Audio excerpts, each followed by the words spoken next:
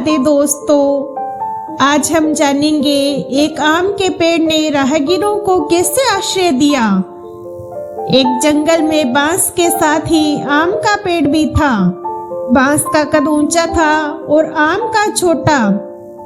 यह देखकर बांस अक्सर आम का मजाक उड़ाता और कहता, अरे आम, मैं कितना बड़ा हो चला, कितनी तेजी से बढ़ा, और एक तुम हो जो इतनी आयु होने पर भी छोटे ही पड़े हो। आम बोला, यह तो हर किसी की अपनी अपनी प्रकृति होती है, कोई छोटा होता है तो कोई बड़ा होता है, किंतु कद या विशाल शरीर से कुछ नहीं होता। उसके कारण काम भी बड़ा होना चाहिए। छोटा होने का अर्थ नहीं है कि वह महान और बड़े काम नहीं कर सकता।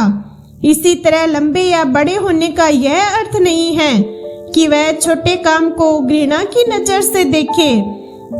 किंतु बांस को उसकी बातें समझ में नहीं आई।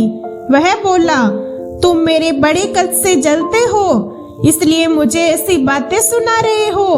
भला मैं छोटे काम क्यों करूं? कुछ समय बाद आम के वृक्ष पर मंजरियां लगी और फिर कुछ ही दिनों बाद वह फलों से लद गया। फलों से लदा होने के कारण वह झुक गया और बांस लंबा होकर सूखता चला गया, लेकिन उसका अभिमान अभी भी कम नहीं हुआ था।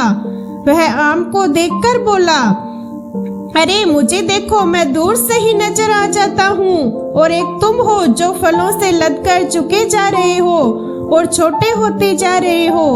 अभी उनकी बातें खत्म ही हुई थी कि यात्रियों का एक झुंड वहां पर आया। उन्होंने आम के वृक्ष को फलों से लदा हुआ देखा तो वहां विश्राम करने लगे।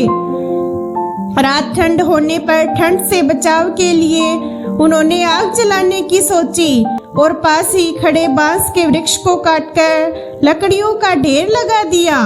आम का वृक्ष अभी भी शांत था और राहगीरों को अपनी छांव तले विश्राम दे रहा था, जबकि अभिमानी बांस का अंत हो चुका था।